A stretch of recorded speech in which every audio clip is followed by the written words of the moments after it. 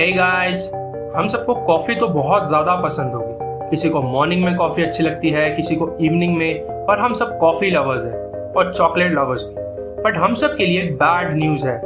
हर year floods और weather change की वजह से, जो ग्लोबल वार्मिंग की वजह से हो रहे हैं, हमारी कॉफ़ी और चॉकलेट दोनों डेंजर में है। हर ईयर सी लेवल राइज हो रहे हैं, जिससे कोस्टल सिटीज़ फ्लड हो रही हैं, ड्रॉट हो रहा है, डिजीजेज हो रही हैं, टेम्परेचर राइज कर रहा है, और ये सब ह्यूमैनिटी के लिए एक बहुत बड़ा थ्रेट है। जैसे ही हर ईयर कोकोआ और कॉफ़ी की डिमांड बढ़ रही है, वैसे ही हर ईयर उनकी प्रोडक्शन भी कम हो रही है। चलिए देखते हैं कितनी बुरी कंडीशन है। एक ब्लूमबर्ग की रिपोर्ट में पब्लिश किया गया कि कॉफ़ी मार्केट 4 साल से कॉन्टिन्यूस लॉस में है। ब्राज़ील, जो कॉफ़ी हार्वेस्ट में लीडर था, अब एबनॉर्मल टेम्परेचर और लो रेनफॉल की वजह से उन्हें वियतनाम से क्रॉप इंपोर्ट करवानी पड़ रही है। ईयर 2050 तक अराबिका बीन्स, जो एक कॉफ़ी बीन्स का टाइप है, वो सिर्फ हाफ एरिया पे ही ग्रो करेगा, क्योंकि उनकी सॉइल की न्यूट्रिएंट्स और वाटर एब्जॉर्प्शन कम हो गई है। आपको ये सब सुन के ऐसा लग रहा होगा कि ये एक पोस्ट एपोकैलिप्टिक मूवी की तरह है, जिसमें सिर्फ रिच लोग ही कॉफ़ी अफोर्ड कर पाएंगे। बाकी सबके लिए कॉफ़ी एक ड्रीम की तरह होगी, क्योंकि उनका प्राइस इतना इंक्रीज हो जाएगा कि कोई उन्हें अफोर्ड नहीं कर पाएगा। सिर्फ फ्लड्स या फिर लो रेनफॉल ही रीजन नहीं है कॉफी डिप्लीशन का। एक रीजन लीफ रस्ट भी है, एक ऐसी फंगल डिजीज जिसने लास्ट ईयर 1.7 मिलियन पीपल को जॉबलेस कर दिया, जो कि कॉफी प्रोडक्शन के पार्ट थे।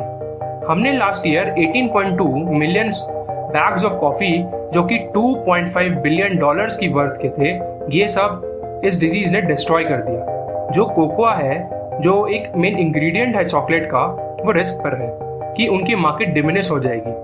इंडोनेशिया में ड्रॉट की वजह से जो भी कॉफ़ी सीड्स हैं, उनकी मोर्टेलिटी कम हो रही है, वो ज़्यादा टाइम सरवाइव नहीं कर पाएंगे। घाना और इक्वाडोर, जो half of world coffee produce करते हैं, उनकी भी प्रोडक्शन हाफ हो गई है, टेम्परेचर राइज और लो रेनफॉल की वजह से। कोकोआ के केस में साइंटिस्ट जो रेन फॉरेस्ट अलायंस में वर्क करते हैं, उन्होंने बताया कि हमें क्लाइमेट स्मार्ट एग्रीकल्चर को यूज़ करना पड़ेगा, जिससे कॉफ़ी पर ग्लोबल वार्मिंग का इफेक्ट कम हो। क्लाइमेट स्मार्ट एग्रीकल्चर का मतलब है कि हम ट्रीज को क्लाइमेट रेजिस्टेंट बनाएं। ये घाना में हो सकता है, जिसके अंदर सॉइल के स्ट्रक्चर को ऐसे एनहांस करा जा सकता है जिससे कि सॉइल फ्लड वाटर से ज़्यादा रेजिस्टेंट हो। साइंटिस्ट जो अभी कॉफ़ी के सीड्स हैं, उनमें से कुछ सिलेक्टिव सीड्स कॉफ़ी के सिलेक्ट करेंगे जो वाटर इन्फिल्ट्रेशन में बेटर हो। कुछ ऑर्गेनाइजेशन जैसे कि वर्ल्ड कॉफ़ी रिसर्च वो ट्राई कर रहे हैं ऐसे प्लांट्स को फाइंड करने में जो ड्रॉट रेजिस्टेंट है। उसके लिए साइंटिस्ट 30 प्लांट्स की वैरायटीज अराउंड 20 कंट्रीज में अलग अलग एनवायरनमेंट में टेस्ट करेंगे कि कौन से ऐसे प्लांट्स हैं जो किसी भी टेम्परेचर को सर्वाइव कर सकते हैं। ऐसे जो प्लांट्स एक कंडीशन में सर्वाइव करता है या फिर कर सकता है, तो उसी प्लांट को किसी और रीजन में जिसमें अलग टेम्परेचर हो, उसमें टेस्ट करा जाएगा। ऐसे प्लांट्स जो ना सिर्फ लीफ रस्ट को बल्कि अनफेवरेबल वेदर को और फॉरल सॉइल को सरवाइव कर पाएगा, वही प्लांट को साइंटिस्ट फेवर करेंगे।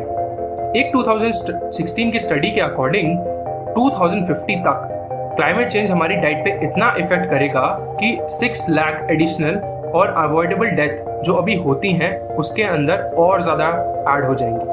IPCC, जो कि United states inter governmental panel और क्लाइमेट चेंज है, उन्होंने वार्न किया है कि वर्ल्ड के सारे वाटर रिसोर्सेज 10 टाइम्स फास्टर खत्म हो रहे हैं, और जो हमारी सॉइल का टॉप मोस्ट पार्ट है, जो हमारी क्रॉप ग्रो करने के लिए सूटेबल होता है, वो बहुत जल्दी डिस्ट्रॉय हो रहा है फ्लड्स और ड्रॉट से। नेक्स्ट 30 ईयर्स तक जो भी हमारे फूड्स हैं, उनकी न्यूट्रिशन क्वालिटी बिल्कुल डिक्रीज हो रही है। जैसे प्रोटीन 20% डिक्रीज हो जाएगा, आयरन 15% डिक्रीज हो जाएगा, जिंक 16% डिक्रीज हो जाएगा, और हमारी जो फूड सप्लाई है उसमें भी बहुत ज़्यादा इफेक्ट आ गया है। तो यूनिवर्सिटी ऑफ मिनेसोटा की एक स्टडी ने बताया कि क्लाइमेट चेंज की वजह से जो भी फूड हम कंज्यूम करते हैं, उसका कैलोरी काउंट हर ईयर 1% से डिक्रीज होता है।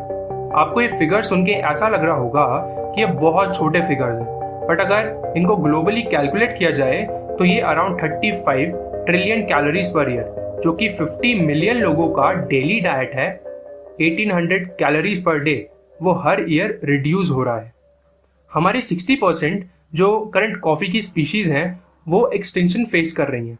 एक 2019 की स्टडी में ये बताया गया कि कॉफ़ी एक्सट्रीम टेम्परेचर में सरवाइव नहीं कर सकती। कॉफ़ी की प्रोडक्शन के लिए कॉफ़ी एक्सट्रीम टेम्परेचर में सरवाइव नहीं कर सकती, उसी की प्रोडक्शन के लिए कूल टेम्परेचर चाहिए होता है। बट ब्राज़ील में टेम्परेचर इंक्रीज होने से कॉफ़ी की प्रोडक्शन अफेक्ट हो रही है। टी जो चाइना और इंडिया में लार्ज अमाउंट में प्रोड्यूस होती है, क्लाइमेट चेंज की वजह से उसका टेस्ट, उसकी क्वालिटी रिड्यूस हो रही है। बट असम में इंटेंस रेन की वजह से वाटर लॉगिंग और सॉइल इरोजन हो रहा है, जो कि एक रूट कॉज है प्रोडक्शन कम होने का। वार्मर टेम्परेचर का मतलब है कि इंसेक्ट्स प्लांट को ज़्यादा अटैक करते हैं। असम में प्लांटेशन मैनेजर्स ऑलरेडी रिपोर्ट कर रहे हैं टी प्रॉब्लम्स को लेके।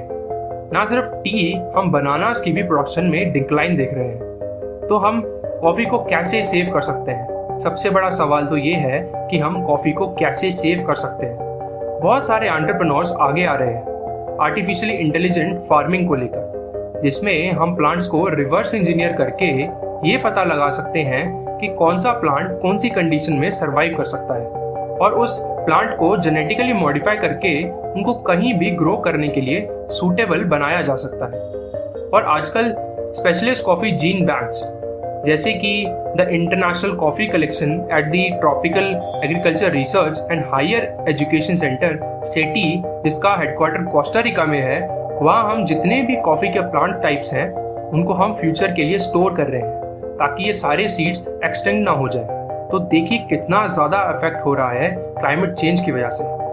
तो आज जो हम चॉइसेस लेंगे वही डिसाइड करेंगी कि हमारे फ्यूचर में हमें कौन सा फूड मिलेगा, हमें कौन सा फूड क्रॉप मिलेगा।